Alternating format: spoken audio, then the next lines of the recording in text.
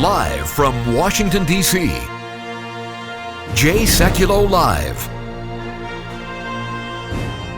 Phone lines are open for your questions right now.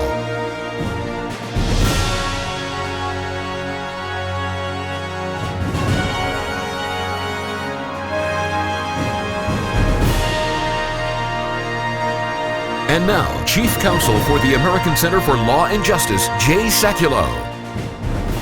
Let me tell you what we're doing. We're spending the day today on the life issue, and that's because we are litigating right now at the Supreme Court of the United States on the issue of life for the unborn. We are litigating now at the Ninth Circuit Court of Appeals involving, again, Planned Parenthood in California. That case is going to appeals. We have a situation in Virginia, which is we talked about earlier, which is they're talking about amending their state constitution in the Commonwealth of Virginia to amend the Constitution to enshrine a right to abortion. And Harry, you said this earlier. I think it's important to bring it out again. The reason they're doing this is that a future pro-life government in Virginia would not be able to pass pro-life legislation. Absolutely. And in addition to that, they are afraid, at least potentially, of future United States Supreme Court decisions which weaken a woman's right to abortion under the teaching of Roe v. Wade, which was a flawed decision. Even Lawrence Tribe suggested that that decision was flawed. And so what the state of Virginia is attempting to do is that they're engaging in preemptive behavior to enshrine in their Constitution the right to an abortion. And it's imperative to note that the right to abortion in the United States is tied, A, to Planned Parenthood, and B, Planned Parenthood's history is tied inescapably to eugenics. But many Democrats in the United States are also tied into Planned Parenthood. They rely on Planned Parenthood for political donations, and so now the Democratic Party is almost an entirely owned subsidiary of Planned Parenthood. So that's why they're doing this. Yeah, so Cece, the idea of enshrining it, like engraved as if it's coming down from on high, is a constitutional right in the state constitution. That means if you don't establish the personhood of the child, that the child's entitled to personhood recognition under the U.S. Constitution, that in Virginia would be basically, you would not be able to get pro-life legislation through, as Harry said, ever. Until that constitutional amendment was removed, which is a big process. That's absolutely the goal. And they know that they have to work quickly because they have the majority and they need to do it quickly. And that's what you see, that they are struggling to enshrine the right to abortion in their state so that Planned Parenthood can operate without any obstruction. So we have our Government Affairs Office and our Office of Government Accountability has sent a request to the state Commonwealth of Virginia, and it's about 5 pages asking for documents. We want to know exactly what's going on and who's doing it. And now we may have to litigate to get it. We don't know that yet, but this has gone out. And this is why you need to understand that standing for life is not an option at the ACLJ. And as we're in the end of November here, let me tell you something. Your support of the ACLJ makes a huge difference. In fact, you're going to see coming up in just a few minutes, you're going to see or hear, depending if you're on radio or watching on television, a portion of our movie called Abortion, Inc. It's about the abortion industry. This was funded by supporters of the American Center for Law and Justice. So when you support the work of the ACLJ, you are supporting our work in our media advocacy, which includes documentary films like Abortion, Inc. It includes our litigation. It includes our going to the UN to speak out for the unborn globally. This is a global issue for the ACLJ. We're unapologetically pro-life, period. It's not a hard position to defend. It's an easy position to defend, but it's an aggressive adversary in Planned Parenthood. You're going to find out more about that and the business of abortion coming up. Support the work of the ACLJ. You can do that right now by going to aclj.org. Now, we're in a matching challenge campaign, which means any amount you donate from us. If you donate $10, we get $20. If you donate $20, we get $40. If you donate $100, we get $200. Someone's going to match your gift. So we encourage you to do that. aclj.org. aclj.org. You could be part of our team, standing with us as we defend those who cannot speak for themselves. We stand for life. We're going to protect these babies. Support the work of the ACLJ. Again, do that by going to aclj.org and support the pro-life cause that's advocated by our teams here, our litigators, production staff, movie directors, Screenwriters, this is important. Staying engaged, aclj.org.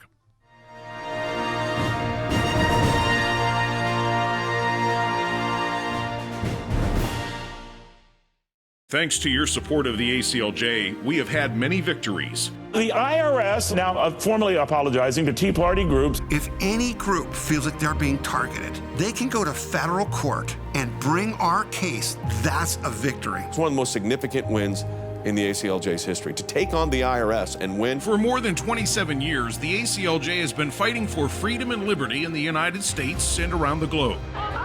These are young people in their 20s and 30s that are doing this. They're fighting for life at a whole new level to beat back the abortion juggernaut. But I actually think we're winning. This is one of the social issues we're winning. The release of Andrew Brunson. We're flying and they finally left Turkish airspace. It's like, okay, we're really out of Turkey and free again. We need your help as we continue this work here in the United States and around the world. Join the matching challenge today, and your tax-deductible donation will be doubled.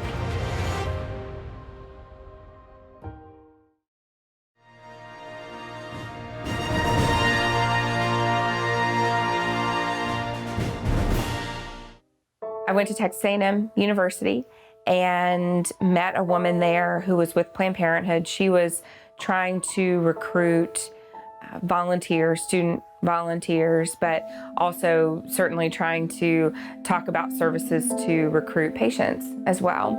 I immediately was sort of drawn to her booth because it was saturated in hot pink, and that's my favorite color. And so I went over to her. She asked me what I knew about Planned Parenthood and told her I knew nothing. And I think for her, that's probably like jackpot. She doesn't know anything about our organization, so I can sort of sell her all of our talking points. And she started telling me about all the wonderful work that Planned Parenthood does and how low-income women would have nowhere else to go for health care if it wasn't for Planned Parenthood.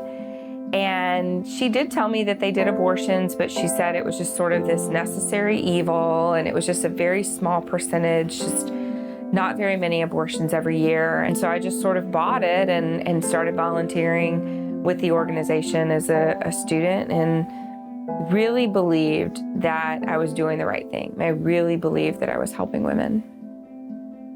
You had a statement that you made that quality, affordable health care is your entire mission.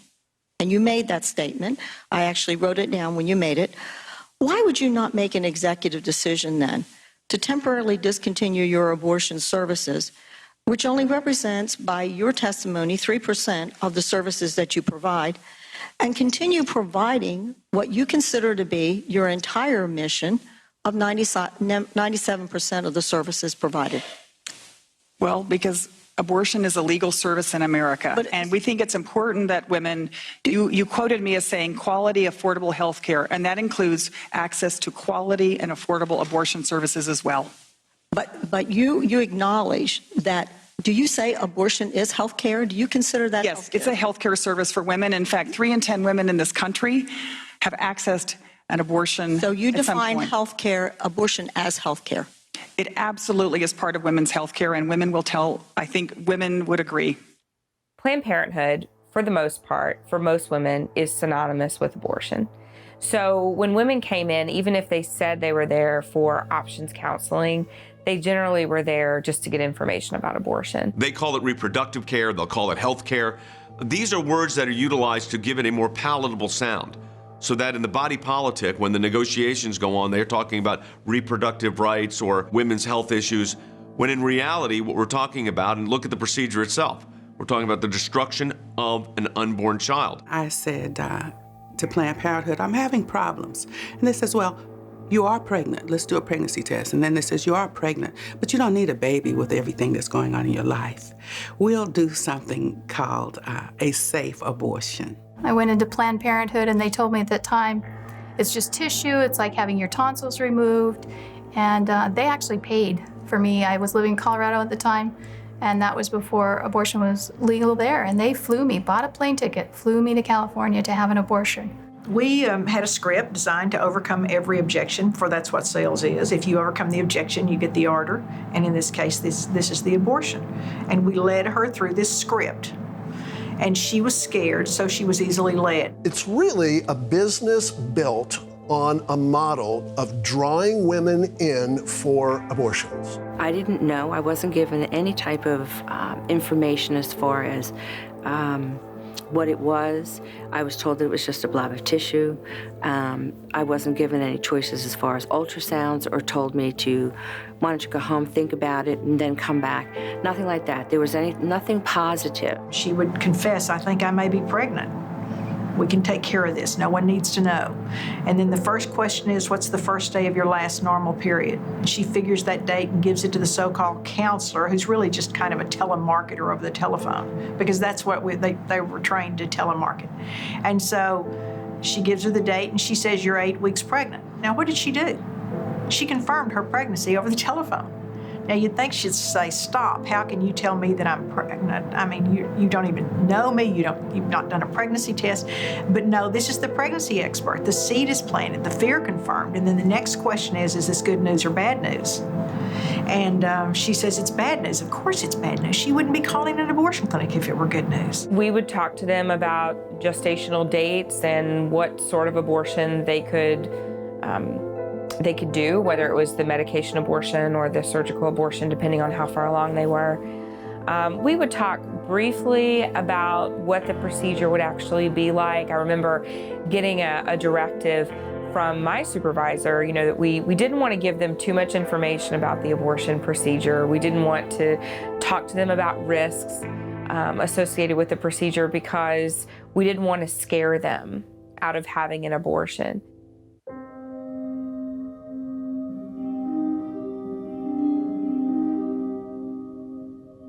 I was in a back room. It was pretty much bench seating around 3 walls. There were about 8, 9 other girls in there, and there was a little draw curtain changing room with gowns and a big silver safety pin with a number on it. And so I was a number. And I think I was 514 or something like that. Those numbers stand out. And while you're waiting for your number to be called, you kind of make your way down the bench line and your vitals are taken. And the nurse or whoever she is, tells you this is what you can expect. This is the kind of procedure you're going to have. I had the vacuum procedure and that's it. And it's just kind of real, very clinical, just very matter of fact, like this is what you're doing, this is what's going to happen, wait for your number to be called. And so some of the girls around me were really quiet. I was very, very quiet. Some were crying, some were just gabbing with each other like it was, no big deal. I still remember lying on the steel cold table and staring up at that bright light and counting backwards from 10. The anesthesiologist came in and explained what he'd be doing. And right as he was putting my IV in, the doctor comes in and he just sat at the end of the table and he never said a word to me. He just sat and he looked at me. And he's flipping through a book and he's marking off things and flipping through pages and marking off, and that was it. He never had any interaction with me. And the anesthesiologist finally just said, all right, count from 10. Before you know it, it'll all be over. It was very, very painful. I've never felt pain like that in my life. I don't even really remember them talking to me at all during the procedure. I remember the nurse giving me sedation and she just kept rubbing my arm, shushing me, telling me to be quiet. And I remember looking around and seeing about 3 or 4 other girls waking up also. And I got dressed, feeling very groggy, and I went into the other room. And I just remember waking up and looking down the row, and all these girls were just leaned over asleep. And once they saw me sort of stirring, waking up, they came over.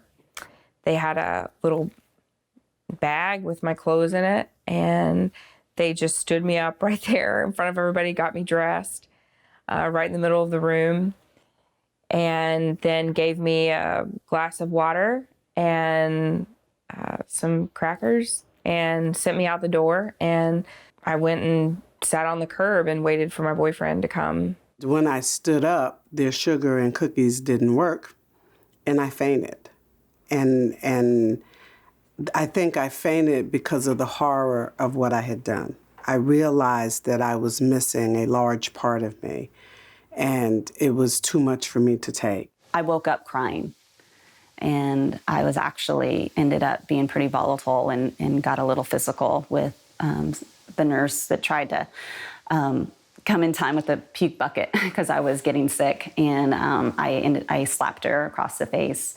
And I remember because I didn't want anyone to see me. I didn't want anyone to know. So anyway, I was pretty physical. So they took me and they put me in my own little private room. And one of the nurses sat in the corner and just let me cry it out. And so I sat on a table and I just literally rocked back and forth. And I think probably a couple hours passed and I just finally got too tired. And they let me go. And interestingly enough, they don't let you walk back out the front. There's a private exit.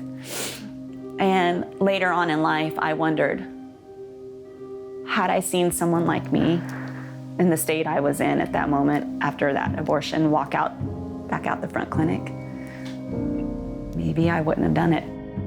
Join the conversation about this topic on our Facebook page, the ACLJ's Facebook page, mine, my dad's Facebook page as well, at Jay Sekulow, and online as well at aclj.org. Thanks to your support of the ACLJ, we have had many victories. The IRS now formally apologizing to Tea Party groups. If any group feels like they're being targeted, they can go to federal court and bring our case. That's a victory. It's one of the most significant wins in the ACLJ's history, to take on the IRS and win. For more than 27 years, the ACLJ has been fighting for freedom and liberty in the United States and around the globe. These are young people in their 20s and 30s that are doing this. They're fighting for life at a whole new level to beat back the abortion juggernaut. But I actually think we're winning this. This is one of the social issues we're winning. The release of Andrew Brunson. We're flying and they finally left Turkish airspace. It's like, okay, we're really out of Turkey and free again. We need your help as we continue this work here in the United States and around the world. Join the matching challenge today, and your tax-deductible donation will be doubled.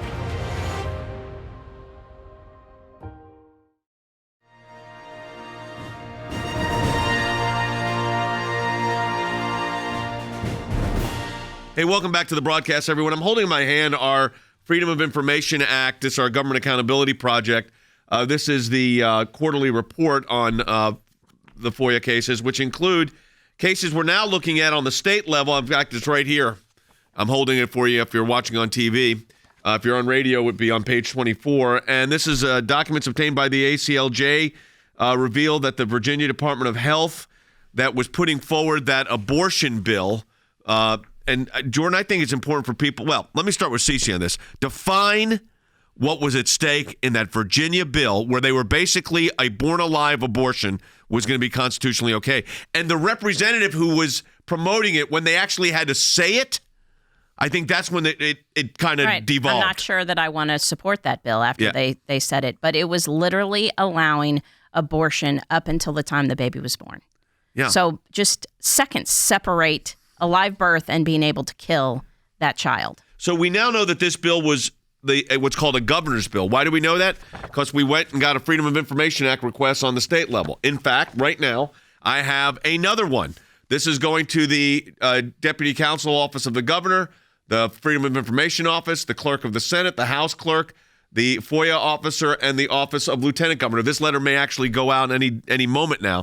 And this is a FOIA request for records pertaining to Senate Joint Resolution number 2, or any effort to amend the Virginia Constitution to recognize any right to abortion and communication with abortion advocates. Jordan, they are talking about amending the Constitution for this. Yeah, State Senator Richard Sassaw has pre-filed just this a few days ago a measure entitled Senate Joint Resolution number 2. It would amend the Virginia Constitution to add a provision as follows, quote, that an individual's right to personal reproductive autonomy is central to the enjoyment of life and liberty, and shall not be denied or infringed upon unless justified by a compelling interest of the Commonwealth and achieved by the least restrictive means. So this is Senate Joint Resolution 2, proposing an amendment to the Constitution of Virginia.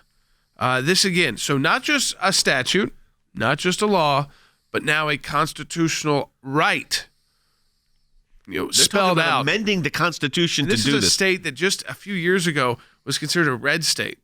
And a few election cycles back, that has made this quick of a turn by population changes to being this solidly blue kind of state where you could push an abortion bill where it's abortion on demand as a constitutional protected right. Not in theory, like based off Roe versus Wade and other court cases. This would be in the state constitution. Written down. Yeah, so Harry, which to me is why we as pro-life advocates have to argue for the personhood of the child, because a state constitutional amendment should not be able to trump if the court were to recognize that the unborn child is in fact a human being, which how do you deny that based on the science? But Harry, they're talking about amending the Constitution of Virginia for this. Absolutely, and it represents the outcome of two things. First, the pursuit of campaign contributions by Representative or Senator Sashaw or Saslaw from Virginia. But it also represents the fact that the Democratic Party has been completely captured by Planned Parenthood. And in part, I think, should conclude that the Democratic Party is now a wholly owned subsidiary of Planned Parenthood. That, I think, is the quintessential issue. And this came up in the debates, the Democratic debate, the most recent one. Take a listen. John Bell Edwards. He has signed one of the country's toughest laws restricting abortion. Is there room in the Democratic Party for someone like him? Someone who can win in a deep red state, but who does not support abortion rights? Senator Warren. Look, I believe that abortion rights are human rights. I believe that they are also economic rights.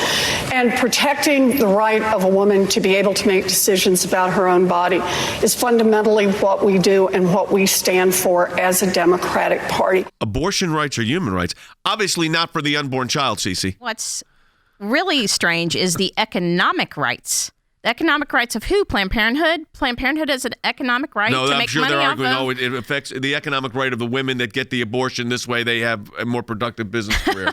I guess that's what they're arguing. Yeah. It's ridiculous. There's the human right of the baby trumps all of this. Well, but then this goes to the absurd nature of it again. But look, how did we fight this? So here's how we fight it. We start with this process. Now, whether we'll have to litigate it or not, don't know. We may have to, but that's okay. We have an entire government accountability project that deals with these issues. So Freedom of Information Act is not just what the State Department's doing on Israel or it affects issues like life. But then this is a really important issue and one that I think we were very successful with a lot of other groups, obviously. I don't want to take credit where credit should be shared by everybody, and was God gave the win. When Virginia stopped that first time their attempt at that horrific legislation. Well, look, let's take a look at specifics, Jay. During that process, it was our FOIA efforts that revealed that Emily Yates, who is the Virginia Department of Health official who Delegate Tran relied on as the quote-unquote subject matter expert on the issue to testify in support of the bill, Jay, she was a former Planned Parenthood official. That is who the state of Virginia was using as a subject matter expert. That came out in our FOIA. Jay, you talk about the new amendment to the Constitution in the state of Virginia. That's what our new FOIA wants to find out. Who are you relying on as your expert witnesses for this process? I am willing to wager that Emily Yates is one of them. And Jay, I suspect we'll find out that there are others as well who are either came out of the abortion industry or who can be tied directly to it. These are not separate entities, Jay. They all become wrapped together. And one of the most effective ways that we engage to do that is to shine the light on that fact. Harry, they're talking about amending the state constitution. So let's talk about for a moment what they're trying to actually, by doing that, what do they do? What they are trying to do is to prevent Virginia from ever supporting the pro-life cause in the future, so that any judge in Virginia would be bound by this particular constitutional amendment. And so that even if, for instance, the United States Supreme Court decided to claw back even a bit with respect to Roe v. Wade, Virginia would be able to mandate full-throated abortion rights on demand in its state, because any attempt to reduce abortion in Virginia would have to deal with the compelling interest test embedded in this proposed constitutional amendment. Folks, this gives you an idea of what the work of the ACLJ is like. We're fighting for life in California. We're fighting at the Supreme Court of the United States. I showed you the briefs. We are now challenging what's taking place in Virginia in this constitutional amendment, which is a long process. It could take them about a year and a half to do it because they go 2 years because they have to wait till their next election cycle. But they're trying to enshrine it in their Constitution. Why do I say this? Because understand this is painstaking work, but you're defending the life of the unborn child. And as I say, our Government Accountability Project, you normally think about it, you're thinking, what did the State Department do? But here it is that we're able to use those facilities, our lawyers, to stand for life at that exact scenario, what's happening in Virginia. That's where you come in. Your support of the ACLJ and our Matching Challenge Month are huge. Go to aclj.org. aclj.org. Any amount you donate to the American Center for Law and Justice is doubled. That means you give $20, we get $40. If you give $100, we get $200, whatever it is. aclj.org. Your support makes a huge difference. At the Supreme Court, at the U.S. District Court in California, standing for life in Europe as well, or in the state of Virginia, we're going to fight back. aclj.org. Your matching contribution makes a huge difference. Stand with us as we stand for life at aclj.org.